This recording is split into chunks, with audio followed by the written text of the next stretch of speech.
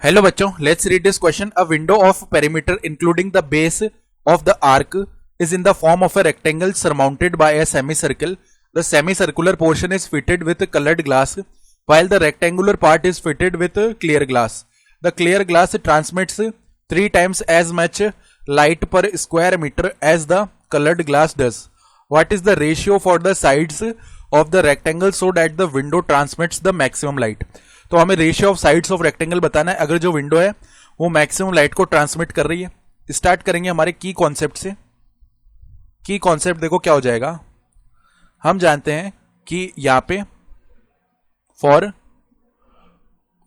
यहां पे बोल सकते हैं फॉर विंडो टू ट्रांसमिट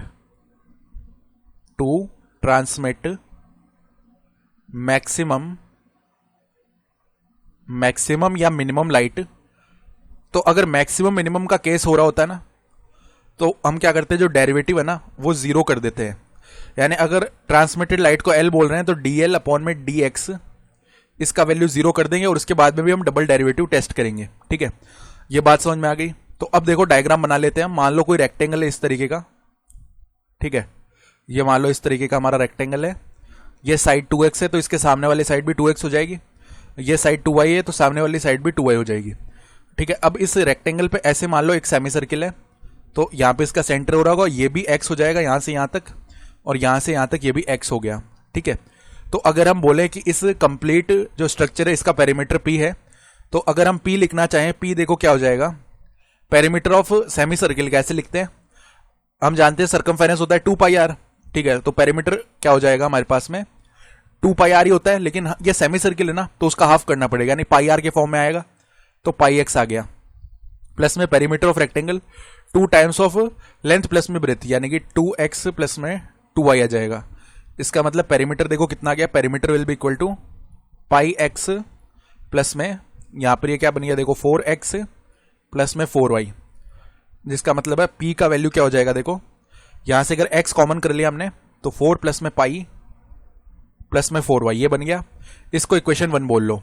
अब देखो जब लाइट ट्रांसमिट होगी ना तो हमारा पेरीमीटर तो कांस्टेंट ही रहने वाला है. ठीक है, तो उसके लिए देखो हम इसको यूज करेंगे बाद में जाके. ठीक है, तो अब देखो फर्दर हम क्या कर सकते हैं, यहां पे अगर हम निकाले light transmitted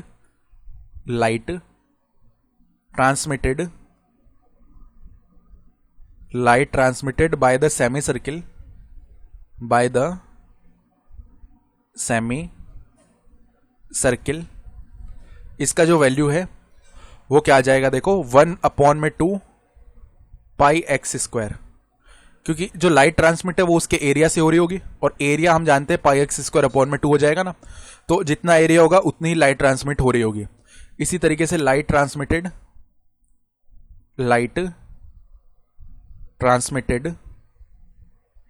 by the rectangle ये कितनी हो जाएगी देखो क्वेश्चन पढ़ेंगे. क्वेश्चन में बोला गया है कि ये जो 3 टाइम्स है किसके 3 टाइम्स है as much per square metre as the coloured glass. और कलर्ड ग्लास के लिए कितनी आएगी, जो रेक्टेंगल का हमारे पास में क्या है, जो हमारे पास में इस तरीके से एरिया आ रहा है. ठीक है, तो 3 टाइम्स ऑफ कितना हो जाएगा, एरिया लिखेंगे तो 2x मल्टीप्लाई में 2y, तो ये कितना हो गया हमारे पास में 12xy. यानी कंप्लीट लाइट को अगर L बोल दे ट्रांसमिटेड लाइट को तो वो क्या हो जाएगी 12xy प्लस में 1/2 पाई एक्स स्क्वायर. अब देखो यहाँ पे 2 वेरिएबल है x और y, तो इसको एक ही वेरिएबल में कन्वर्ट कर लेते हैं. यानी l का वैल्यू देखो यहाँ से y का वैल्यू उठाएंगे तो y का वैल्यू क्या बन जाएगा p minus X times of 4 plus pi upon में 4, ये लिख सकते हैं हम y का वैल्यू. तो देखो 12x मल्टीप्लाई में क्या आ जाएगा, मल्टीप्लाई में इसके आ जाएगा p minus X times of 4 plus pi whole upon का वैल्यू कितना हो जाएगा 4 और प्लस में है पाई एक्स स्क्वायर अपॉन में 2. तो यहां पे देखो 4 डिवाइड कर देगा 12 को 3 टाइम्स, यानी ये कितना बन गया, L का वैल्यू आ जाएगा 3x अंदर मल्टीप्लाई हुआ तो 3px आ गया पहले तो, देन माइनस में 3x स्क्वायर और मल्टीप्लाई में कितना आ जाएगा 4 प्लस पाई और यहां पे प्लस में है पाई एक्स स्क्वायर अपॉन में 2. अब देखो फॉर मैक्सिमम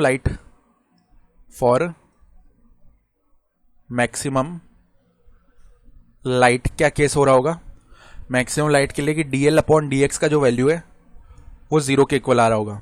निकाल लेते हैं। देखो यहाँ से dl अपॉन में dx that will be equal to किसके आएगा, 3p आ जाएगा पहले तो, ओके।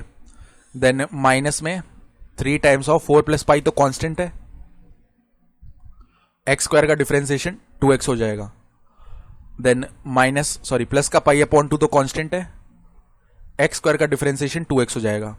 इसका मतलब ये वैल्यू बन गया है 3p माइनस में 3 टाइम्स ऑफ 4 प्लस पाई, या 3 को मल्टीप्लाई कर देते हैं 2 से तो ये 6x हो जाएगा, मल्टीप्लाई में 4 प्लस पाई आ गया है, और यहाँ पे प्लस में क्या आ जाएगा, पाई एक्स। अब अगर हम इसका अगेन डिफरेंशिएशन करेंगे d2l अपॉन में dx स्क्वायर, तो देखो यहाँ से 3p का डिफरेंशिएशन 0 है क्योंकि कांस्टेंट है, ठीक है। माइनस में 6 times of 4 plus pi constant है, x का डिफरेंशिएशन 1 हो जाएगा, ठीक है। प्लस में यहाँ पे पाई आ जाएगा, x का डिफरेंशिएशन 1 हो गया है। यानी कुल मिला के वैल्यू कितना बना, ध्यान से देखो, हम बोल सकते हैं कुल मिला के जो वैल्यू है वो किस तरीके का बन रहा है, -24 देन माइनस का 6 पाई, ठीक है, और प्लस का पाई, यानी कुल मिला के बन रहा है -24 माइनस का 5 पाई। माइनस हमने कॉमन ले लिया, ठीक है, तो यहां से क्या बन जाएगा 24 प्लस में 5 पाई। अब ये जो वैल्यू है ना ये हमेशा नेगेटिव है। अगर ये वैल्यू हमेशा नेगेटिव आ रही है इसका मतलब क्या है कि जो हमें क्रिटिकल पॉइंट मिलेगा dl अपॉन dx से वो क्या हो रहा होगा, हम मैक्सिमा हो रहा होगा, ठीक है। तो अगर हम dl अपॉन dx को 0 रखेंगे तो यहां से देखो क्या होगा, dl अपॉन dx को 0 रखेंगे तो देखो 3p माइनस x, अगर हम कॉमन कर लें यहां से, ठीक है, तो देखो x को कॉमन कर लिया है, अंदर क्या बच गया 6 मल्टीप्लाई में 4 प्लस पाई, यानी 24 प्लस में 6 पाई, ठीक है। और यहां पे क्या आएगा फर्दर, माइनस आएगा, माइनस क्या आ जाएगा, पाई आ जाएगा, डेट इज इक्वल टू 0।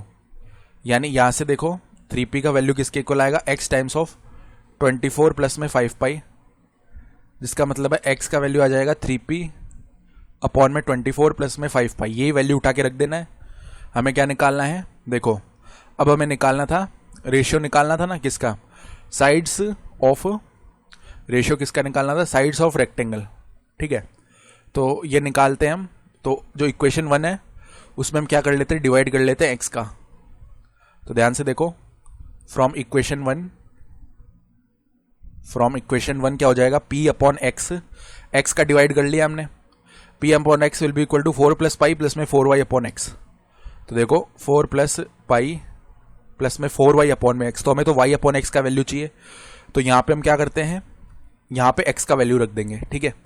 यानी p अपॉन में 3p और इसके होल अपॉन में ये टर्म है तो ये ऊपर चला जाएगा, तो 24 प्लस में 5 पाई आ गया है, ठीक है, and that is equal to किसके है, 4 प्लस पाई प्लस में 4y अपॉन में x।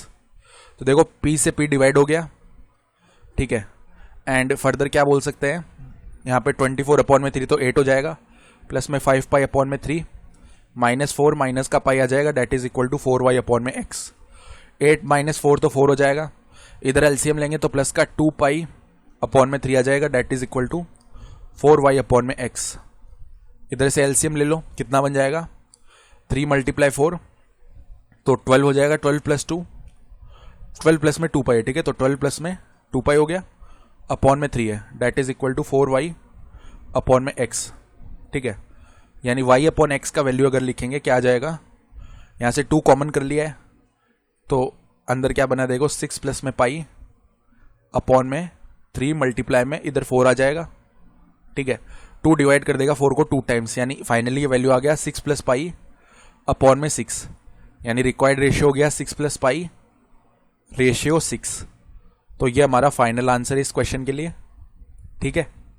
I hope you understood this explanation, best of luck.